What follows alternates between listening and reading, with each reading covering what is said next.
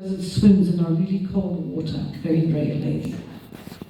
She's here to give us an insight into her journey from small-town cartoon artist to mega cartoon artist, featuring in several publications, but I'm going to let her tell you the story. I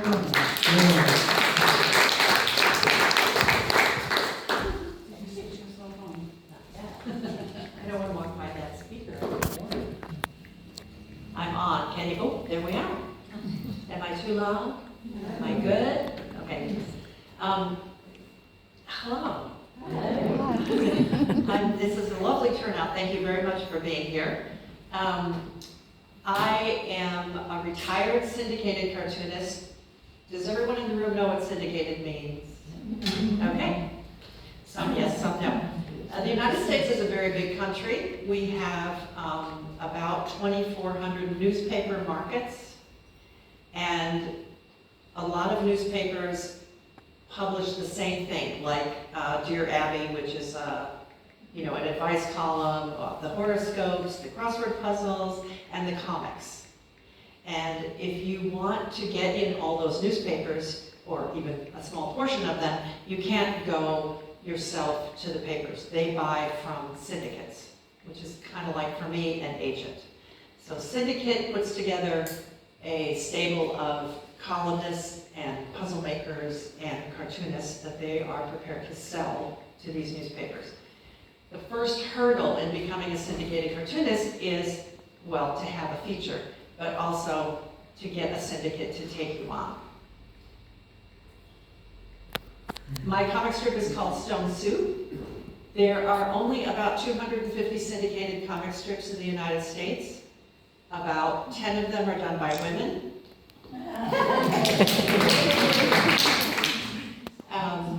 The newspaper market, as you might be aware, is continually shrinking, but I was told at the beginning of my 25-year career that it was over, and I had a 25-year career. So newspapers haven't gone away yet, and we'll hope for other aspiring cartoonists they can continue.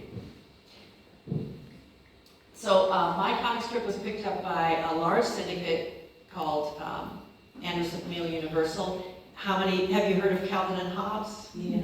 Okay. My syndicate was the syndicate that represented Calvin and Hobbes. I tried for 16 years to get a syndicate to take me on. So I'm not an overnight success. When I first started applying to the syndicates, they had just released 2 strips by women, Kathy Geiswhite and Lynn Johnston. So a comic strip called Kathy, a comic strip called For Better or For Worse. Literally, it was said to me, we have Lynn, we have Kathy, why do we need you? We have 2 women, more than enough. So in my years of also working a day job, I worked in graphic design, advertising, I sold cars, I drove bookmobiles, I was a waitress, I did a lot of things in my life. I was a single mom of 2 daughters, divorced single mom. I kept applying, I kept going back, and finally my hometown newspaper gave me a spot every week on Sundays so that I could get a foothold in the newspaper market. And my newspaper was not a huge paper, but it was well known in the country because it was one of the few independently owned newspapers, it was a family-owned newspaper, and had won a lot of graphic design awards. So the syndicate was aware of my newspaper, and so it was not a small thing for my resume that I got in there. I spent 5 years doing a weekly strip in that paper and applying to syndicates every 6 months with 24 new strips for 4 years. And then at the end of 4 years, they finally sent me a development contract, which meant they would take a bunch of sketches from me and see how I did under deadline. Oh, was it the last slide? Trial by deadline. And that took 6 or 8 months, and then finally they took me on. So the strip debuted in 1995 in about 75 papers, and within a year it was in 100 newspapers is a living in the United States for a cartoonist. I had quit my day job at the very beginning on faith, because by the time I got syndicated I was 45. And I thought, if I am going to do this, I'm giving it my all. I'm too old to do this as a part-time venture, and I'm gonna throw myself in it. So my husband, I had remarried, took a deep breath when I told him I was quitting my job. And we had just put a daughter in college, and so what? But it worked out, because I asked you if you knew Calvin and Hobbes. My syndicate represented Calvin and Hobbes, and the year that the very fall, the quarter that my strip debuted, Calvin and Hobbes retired. And so Calvin and Hobbes was in 2,400 newspaper markets, nearly every market that existed. That left space for 24 cartoonists to get 100 papers and make a living. And I was one of them. Because my syndicate represented Calvin and Hobbes, they worked harder than anybody to snatch those spots back for one of their strips. And so I thank Bill Watterson every day for retiring and not running reruns and just going away, because he got rich and I got a chance to make a living at cartooning. So my strip is called Stone Soup. The two main characters are these two women, Val and Joan. Val is in the red hair, and they are sisters. And they live next door to each other across a fence. So I represent that most often by this fence post that they lean on and have coffee. Val is the mother of two daughters, and she's given up long ago trying to be a perfect parent. As you can see, she's throwing the book away. I was the single mom of two daughters. Val is actually a widow, but my daughters were oil and water and fought their entire childhood, so this was very therapeutic for me to draw this image of them. They're lovely people now, but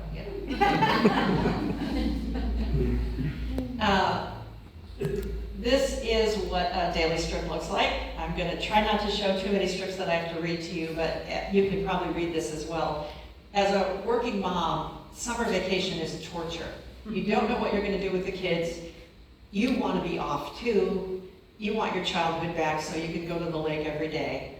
And the kids here are celebrating 6 more days and we're free, free, free. And Val says, sigh, oh, to be a child in summer. This is my grandmother character.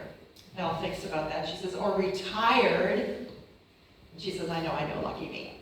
So now I get to enjoy summer because I'm retired. Oh, I didn't finish saying, I did the strip for 20 years as a daily strip, every day, 365 days a year. Every Monday, a blank piece of paper, think up 7 new strips, get to work. I had to work 6 weeks ahead. And I did that for 20 years, and then I was able to reduce my load to Sundays only, to the Sunday paper, which in our market, one Sunday paper pays as much as another paper pays for 6 days of dailies.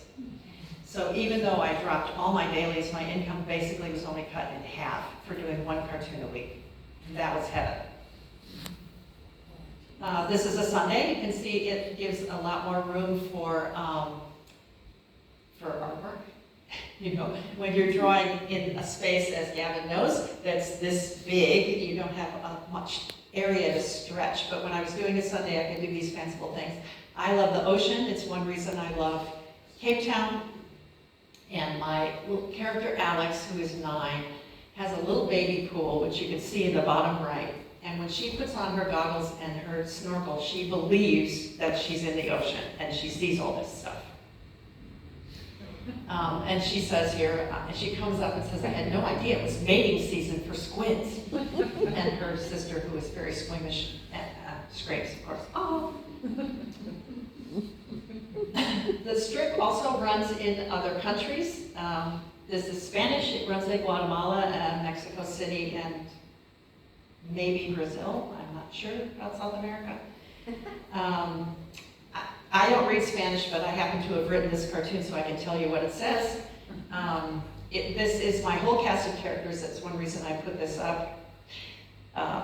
From left to right, it's Alex, Holly, Wally, Joan. Oh, Max is on the fence, little Max. Joan, Andy, that's Wally's nephew, Val, and Phil, Wally's guy friend. Val's guy friend. And Holly is saying, I've never heard of the traditional Mother's Day margarita. And Joan is raising up her glass saying, Mama needs. My characters, this is Alex and Holly were lucky enough to get a job on their own working for Habitat for Humanity. Habitat for Humanity licensed Holly and Alex and Biscuit to promote their Girls Build program. And this is one of the graphics that I did to promote that program. This was to teach young girls who couldn't be on job sites with Habitat for Humanity how to use the tools and get interested in home ownership and house building and that sort of thing. I also was able to get jobs for Joan, Grandma, and Val working with Habitat for Humanity Women Build. And this is a t-shirt design I did for that Haiti build, which is Jimmy and Rosalind Carter work project.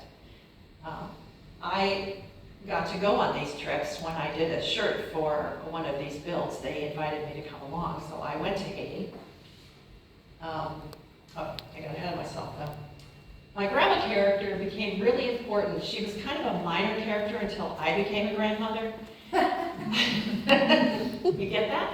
And then I decided that she needed to be really hip and cool. And so the other thing that was happening at this time is about 10 years into my career, I was starting to get opportunities to travel. So I was invited by the State Department to go to Algeria and Morocco to speak at an international cartoon conference and then go to some art schools. Habitat took me to Thailand as well as Haiti.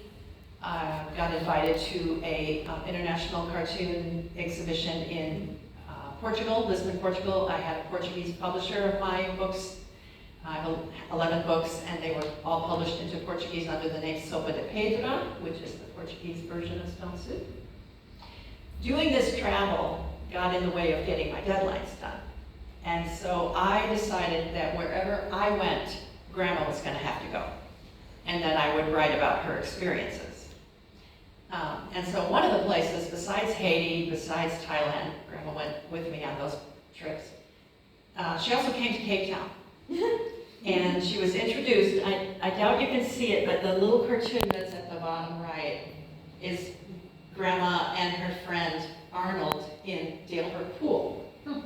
And, well, it's probably more like St. James, actually. I guess it's St. James. There's a shark flag up, and Arnold is explaining to her what the shark flag means. And of course, she doesn't care if it's a tidal pool or not. She's out of there immediately. The Cape Argus got a hold of this and decided they would do a story. So this is my one claim to fame in Cape Town newsprint. The Cape Argus did a story about my love of the Mother City.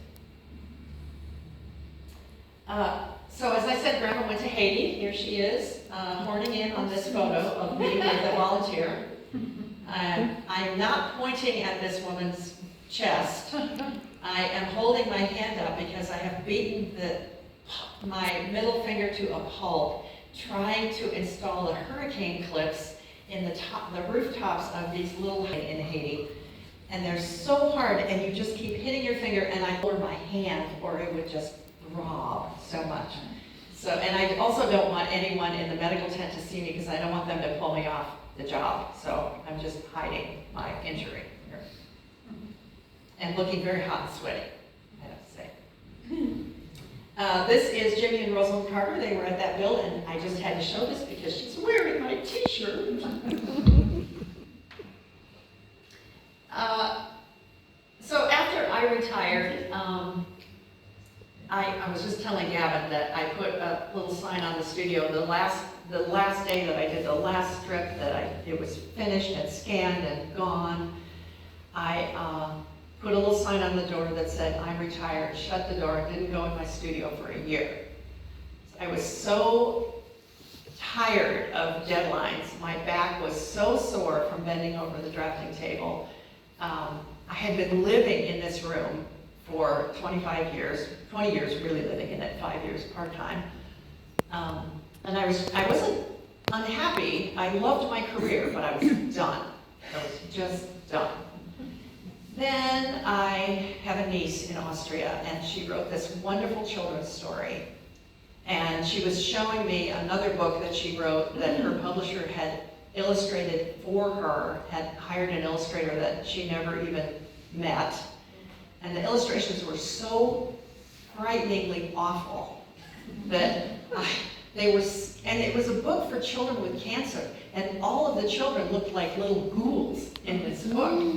And so I immediately said, "Oh, Petra, if you write another book, I will illustrate it for you."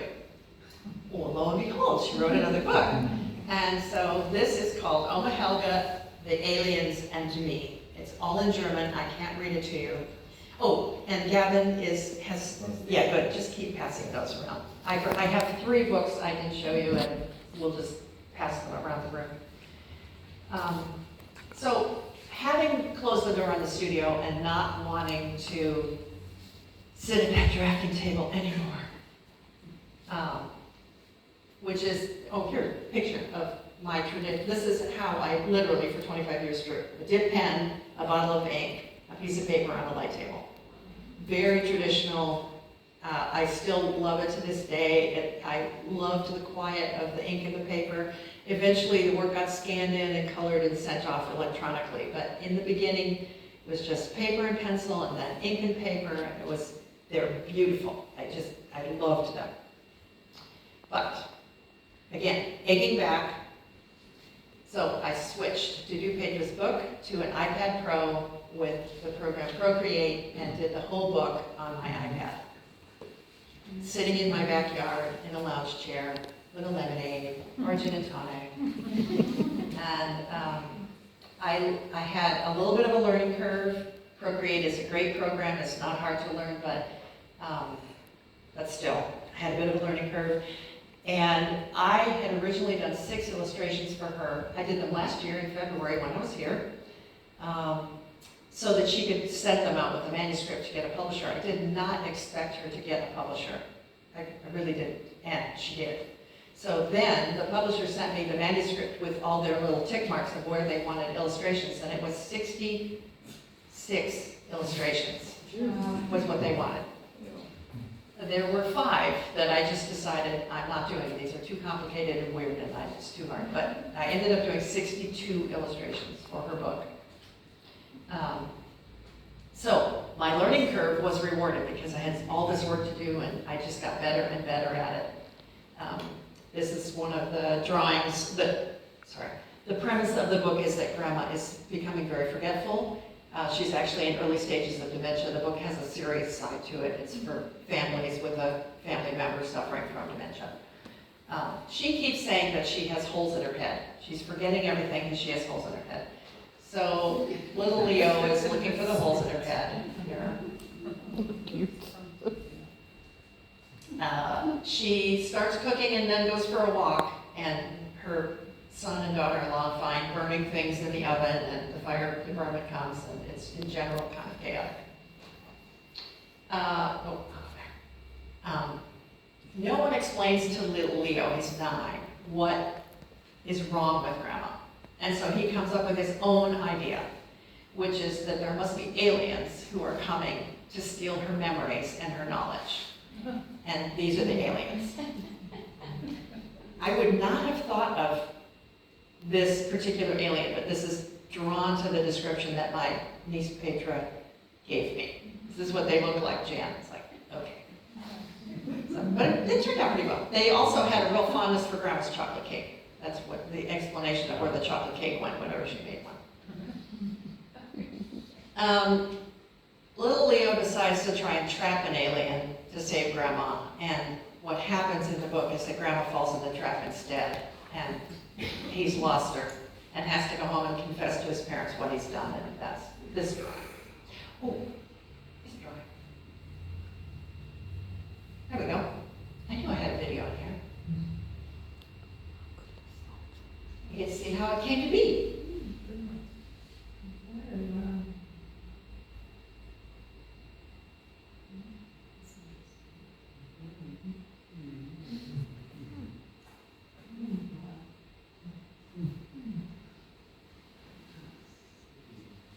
Beard,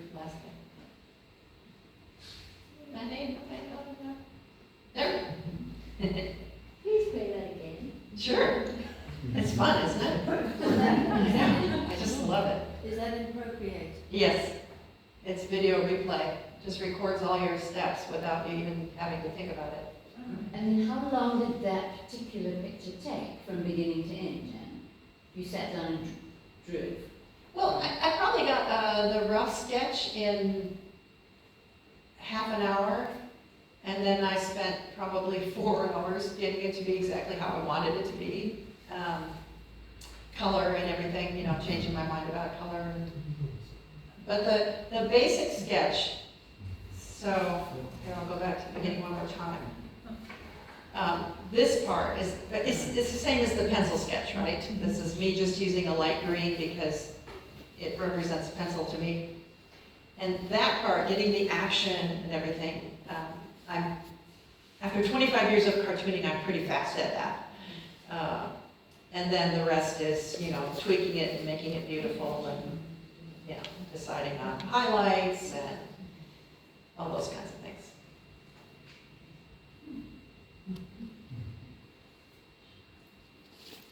It's always a puzzle to me when people say, how long did it take you to do? Because some things are faster than others. Some things were very fast, and some things were really tedious. So it just, you know, this is a pretty easy one because there aren't any props in it. It's when you have to fit stoves and pots and pans, or a closet, or a bed, or, you know, all these things in the background. This is just people and their reaction and this lovely motion. I really love Dad in the air, you know, flying out the door.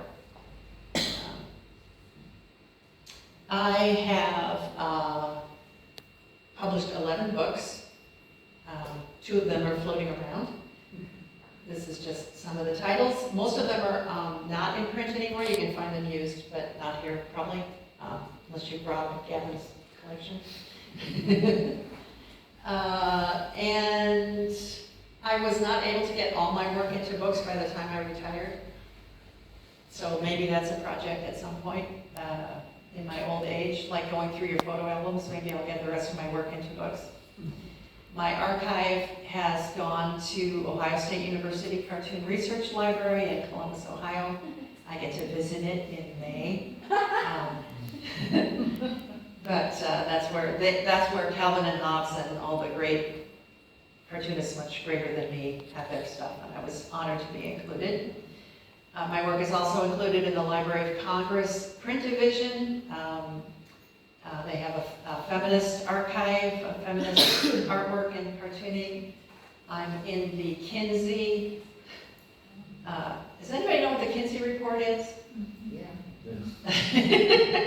So the Kinsey studied the sex life of adults, all different forms of sexual practices, and they have a museum of artwork that represents, erotica and whatever. And I actually did a series of cartoons where Grandma was going to a senior center and learning to paint.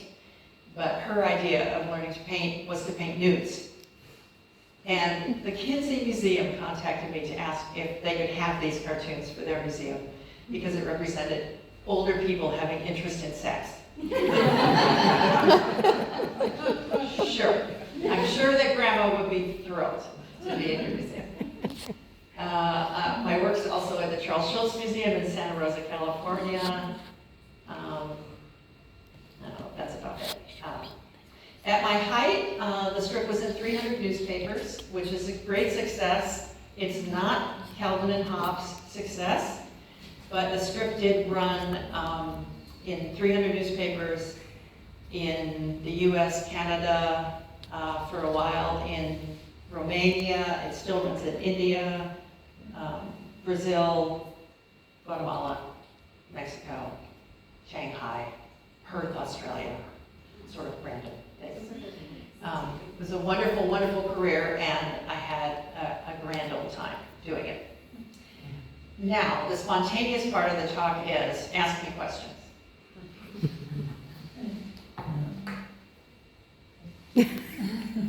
I know you have some. Yes, in the back. How difficult was it to go from drawing by hand onto electronic? The hardest about going from paper to the iPad is the feel of the surface. You're drawing with plastic on glass. It is not like pencil on paper. You don't have the drag. Your hand feels different. The glass is cold. It's an odd sensation. It's slippery. I mean, it feels, you're used to the drag of the pencil if you're doing a sketch or anything, a drag of a brush on canvas. You are used to a little bit of friction. Other than that, once you get kind of over that and have a feel for it, and you can rest your hand right on it just like on a piece of paper, then it's really not hard, and it's really fun because you have all of these tools. Like I don't know how to watercolor, and I don't know how to oil paint, but I have access to brushes and colors and things that can imitate that. And I never did anything that complicated in my strip, but just coloring even these book covers, as you see, it was so fun and easy that way. And you can, like here, I can do it all at once in one drawing. With my comic strip, I did the black and white, I took it to a big scanner, I scanned it into my computer, I put it in Photoshop, I had a Wacom tablet, do you know what that is? Wacom tablet. So instead of drawing right on the screen of an iPad, you're actually drawing on what looks like a big mouse pad. So you're drawing here and looking here, which is weird, but useful nonetheless. And I used it just for coloring. So I'm just filling shapes. I'm not actually having to do a lot of drawing. Although I could amend things, like if I didn't like how a hand looked, I could draw it. Redraw it in Photoshop. With drawing on the iPad, it's just all right there. The erasers are there. You work in layers, so you can have the black on. The black is separate from the color, so you're not ruining the black line when you do the color. So you can keep changing the color over and over and over again, which you can't do in the real world. So I would say the hardest thing is the feel of the surface. Yeah. Otherwise, it's way fun. And Procreate costs about $10. It's like the best program deal on the planet for anything. Yeah. So you can get a free version as well. You can get a free version as well, even better. Was it ever scary for you that you maybe didn't have enough material, or you had to come up with these funny things all the time? All the time. So she asked if I ever felt like it was scary because I had to keep coming up with ideas. First, I'll say that the idea of running out of ideas, at the end of 25 years, I did kind of feel like I'd said everything I wanted to say or could say. And the children that I had been writing about in the beginning, and I wrote about my own family in the beginning, were now having children of their own. I didn't have these things happening in my house. I would steal from my neighbors by listening to their conversations with their children in their backyard over my fence. And, but I always ask permission. But I did feel like I had kind of, 25 years was enough and I was kind of done. But in the middle, thinking up ideas is a lot about observation, and it's also finding the humor in things and noticing things around you that you could turn into a storyline or into a funny bit. It's like training a muscle, and it actually got easier over the 20 years of dailies to do it, not harder. But in the middle, my father had dementia. And I was the only child available to manage his care. And there was about 2 years when I was just overwhelmed, and I had only been syndicated maybe 6 years. I ended up hiring someone to write for me. Not everything, but just a friend of mine who was a cartoonist in New York knew someone who was a gag writer, and he was similar in age and sensibility, and I ended up working with him for about 2 years. He would just send me, you know, batches of stuff, and it would kind of get me going, get me over the hump, because I was so preoccupied and in a negative way, a worry way, with what was going on with my dad, that was really a hard time. Other than that, I didn't worry too much. You can always write for the dog. Everybody loves a dog, and if I couldn't think of anything else to write about, I would have the dog do something silly. And I had dogs, so that wasn't too hard. And one year, my daughter was coming to visit with her family, and it was August. I was writing for August, and I needed a week's cartoons just like that. I needed it to be done, and I didn't know what I could do. And August is my favorite month because in the US that's summer, and my family spent the month of August on a lake every year, in a little humble little cottage with a rowboat. It was heaven for me. So I just started drawing pictures of my memories of August, and I wrote at the top, "You gotta love August." And I did that for a week. It felt like a cheat, but it was like, there's a week of cartoons. And they were fun to look at, you know, people in inner tubes and people jumping off piers and, you know, fishing. And then I discovered that people loved it. And if I didn't do it the next year, I heard from people. It's like, what about August? You gotta love August. And so that became a thing I could do every year to get myself a week or two of free work. Yeah. So, yes. What did you do before the cartoons? Directly before the cartoons, I was in graphic design and advertising.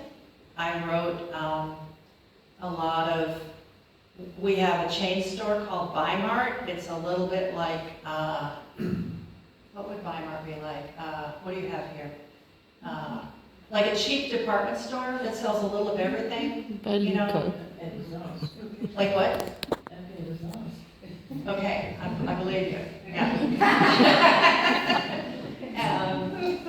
The advertising agent I worked for was not glamorous, but it was solid. And one of their clients was Weimar, and so I wrote ads for them. I drew product pictures, little pictures of flip-flops and whatever for them, whatever they needed for their. They were the ones who bought the big newspaper ads with all the things that were on sale this week. And so I did that for about 8 years. Before that, I sold cars for 2 years. Before that, I helped unemployed people get jobs. Apparently, I knew something about that because I had gotten a lot of jobs in my life. And before that, I had about 11 waitress jobs. So, my education is half English and half art. I spent 2 years in art and then had babies, and then spent 2 years in English. And actually, the comic strip was the perfect combination of those two things. So, worked out well. Yeah. Where does the title come from? Stone Soup. Has anyone ever heard of the fairy tale Stone Soup? Okay, a few. So Stone Soup is a Europe. I think its origins are in Europe. A lot of cultures have it. It's It Tolstoy. means- Tolstoy. Tolstoy? Mm. Seriously? Thank you. I never knew that. The basic story is it's a time of famine, and 3, depending on the country, monks or soldiers or knights come into a village and ask for food. And all the villagers pretend they have nothing to share. And we'll say monks in this case, the monks say, that's okay, that's fine, you must be very hungry if you don't have any food yourselves, so we'll make our magic stone soup for you. And they produce these stones, and they ask if somebody has a big cauldron, and they fill it up with water, and they start boiling, make a fire, boil the stones. And everyone's waiting for the magic to happen. And then one of the monks says, you know, we made this for the king last week, and I bet if somebody just had like 1 onion, it would be so much better than what we made for the king. And lo and behold, somebody in the village produces an onion. Oh, so they cut that up and put it in there. It starts to smell good.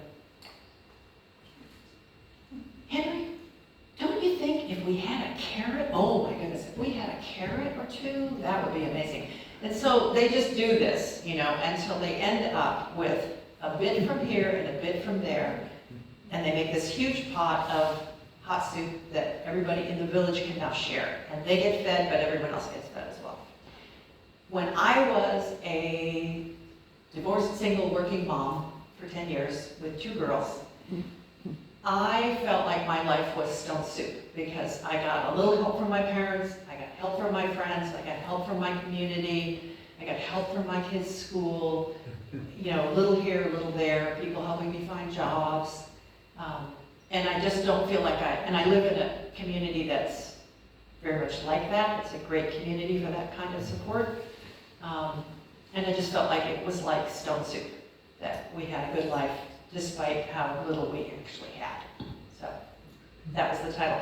Originally, I called this strip Sister City, and because of the 2 sisters, actually there's 4 sisters in it, but the 2 main sisters, and my syndicate did they said, what do you call it? Focus group. A focus group.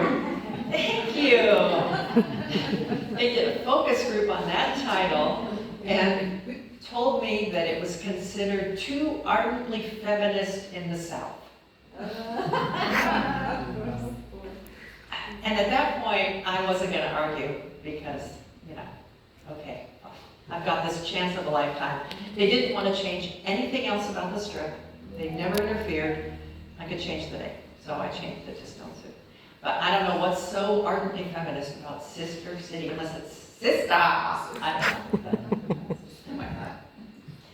Yeah. When you made the switch from, from graphic design to being a cartoonist, were you scared? Like, it's a risk, Yeah. Were you scared to do it? Were you, what made you okay, I'm gonna do it? Well, let's see. When I got the development contract, it was a 6-month contract, and I was supposed to send 20 sketches a month to them. Not finished art, just sketches with ideas. I convinced my employer at the advertising agency to let me go down to 4 days a week, so I had Friday, Saturday, and Sunday to produce those 20 sketches. And it's like you can say, how long does it take to sit down and sketch out a cartoon? Well, it takes a long time if it's got to be good, right? And I'm sending this to people that hold my future in their hands, so it's not like I can just do them all in one weekend. I mean, it was effort. By the time we got to them offering me the real contract and launching it, I was still working. They had invested quite a lot of money in the sales kits, and they had this big sales meeting, and they introduced it, and they were the biggest syndicate in the U.S. I had no assurances, and they told me not to quit my day job. But I had a better chance with them than I did with anybody else. And then it was a leap of faith. I really just felt like I'd be a fool after all these years of trying to make it happen if I didn't do it full time and really get that, And they count on that. They know, they're buying something that's a bit raw, and they know when you're doing it every day, it's going to get better and better and better. And I didn't disappoint, and it worked. So, but it was scary. And my husband and I had only been married a few years, my second husband, and he's younger than I am, and immediately upon marrying me, he had to think about how he was going to help pay for college for the oldest daughter, So it was a leap of faith, but it worked. So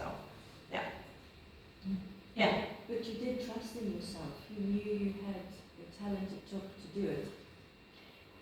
I did. I did trust in myself.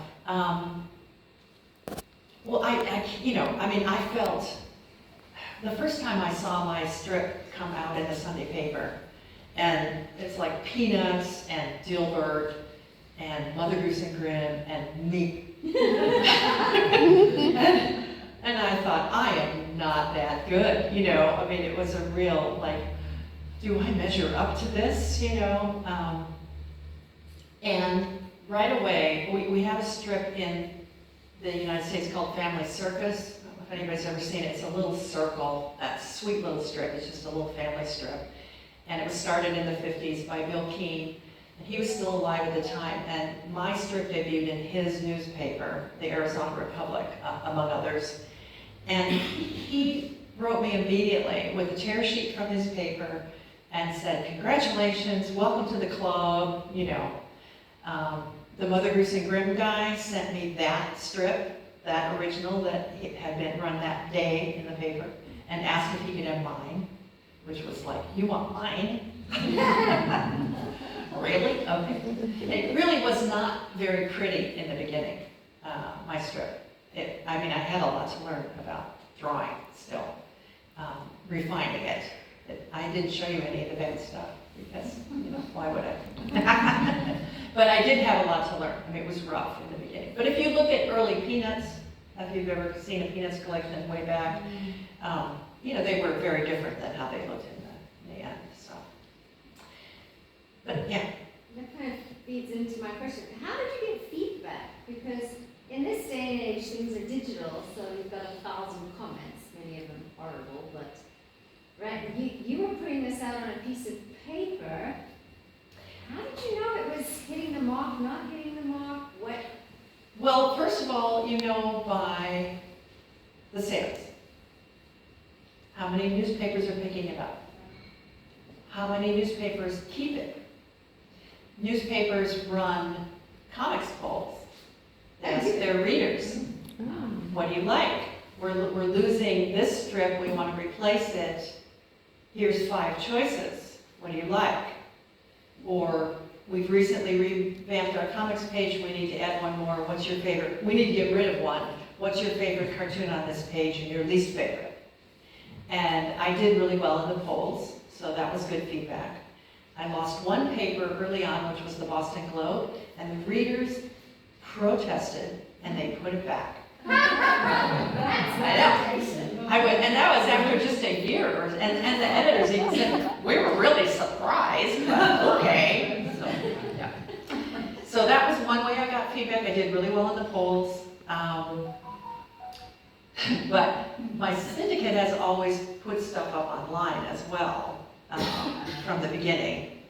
And I mean, in '95 they had a very basic web page. And, so there's a strip in the States called Foxtrot, and I think its primary audience is 11-year-old boys. It's kind of a nerdy strip, and it's about tech, and you can see how much I like it. And he can't draw very well, so no. And he wasn't nice to me. Anyway, Foxtrot, very successful, very popular with a lot of how I see it, 11-year-old boys. On my strips, where my strip appeared, there was a comment, you know, bulletin board kind of comment section. Every day, this strip sucks. Foxtrot rules. You're 11. But it's disheartening, you know, still. I mean, it's very disheartening. I introduced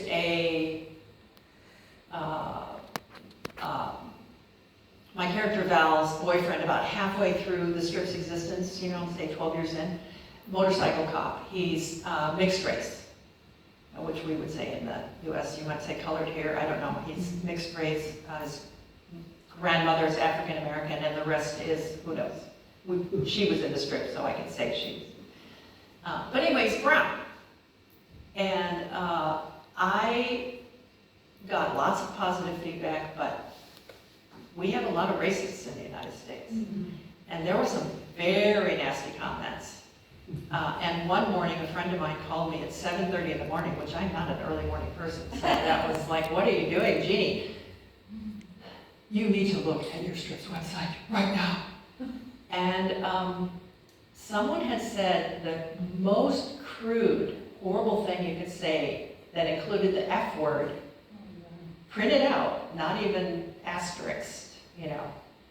Really disgusting comment. And I called and people were starting to comment, like, dude, what's your problem, dude? You know, they're going down. It's like, okay. And I called my editor, I had an editor at my syndicate, and I called her up, Sue, we have a problem. And all of a sudden, vanished. He was gone. And then people were saying, oh, dude's gone.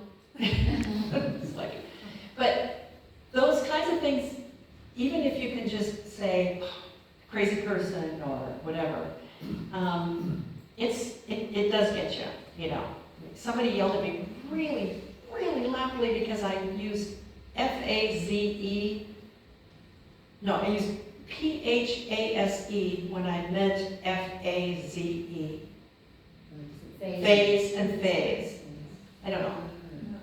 One way or the other. I used the wrong one. Your children should not be allowed to read your strip. It's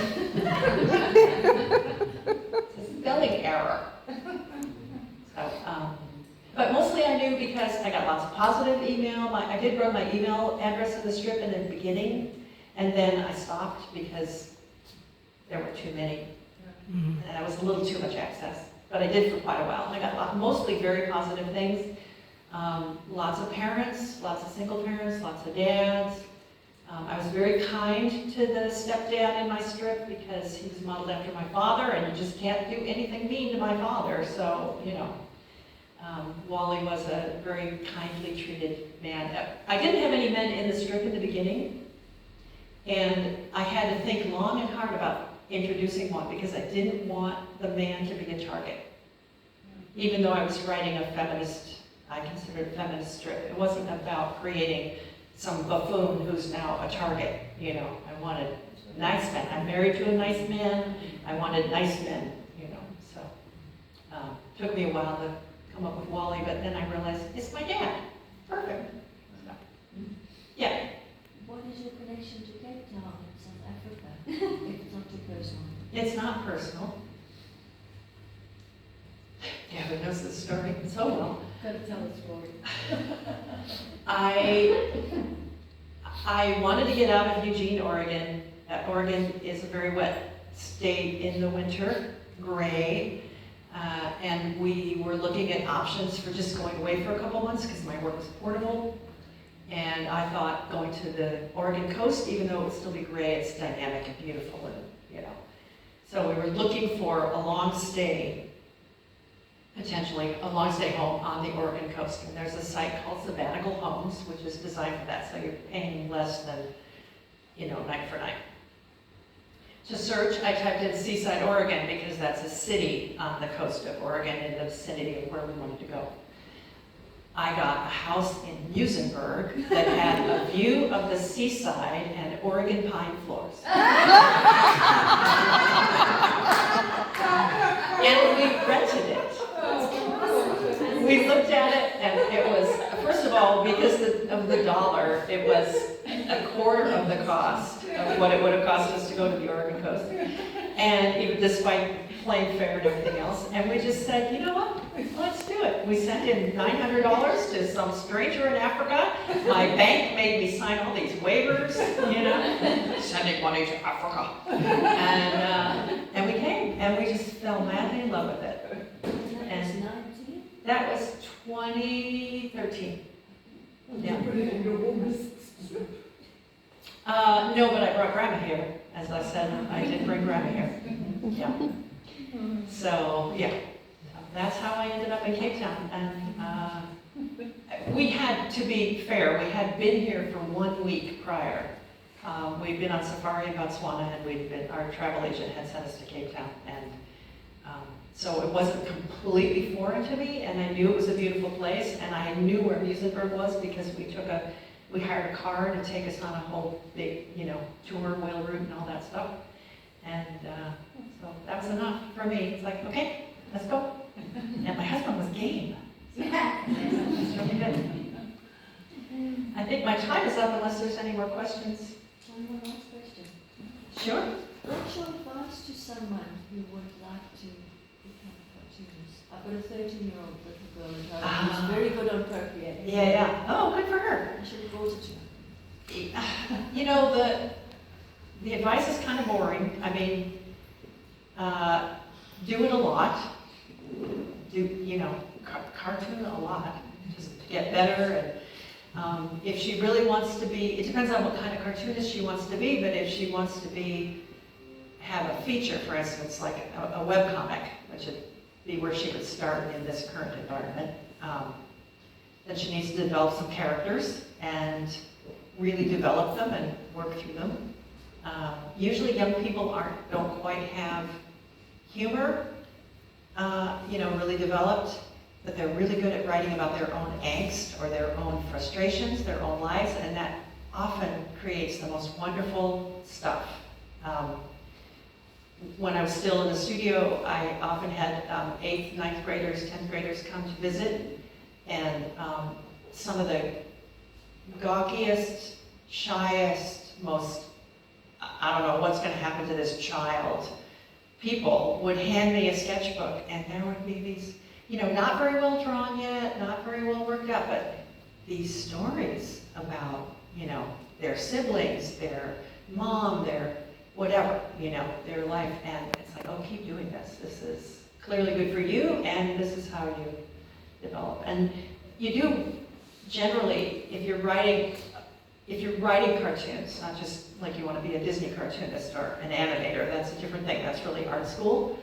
But if you're writing cartoons, writing text and storylines, you want to write about what you know. And I mean, when I started, I was a mom of 2 daughters, and I didn't have very much money, and that was my subject, for quite a long time. So, but to do it all the time. And the other thing is, if you could get your work, if you really want it, and you can get your work published in any fashion, which means you get grandma to take you to a photocopy shop, and you photocopy a bunch of your cartoons, and you staple them together, and you make it a book, and you hand it out at school. Or you volunteer to do something in your church bulletin, or anything at all. Make funny pictures on the school menu. Whatever you can get anybody to let you to do is a great way to just, get started. So, yeah, and don't let the boys push over to the side of the room. Thank you very much.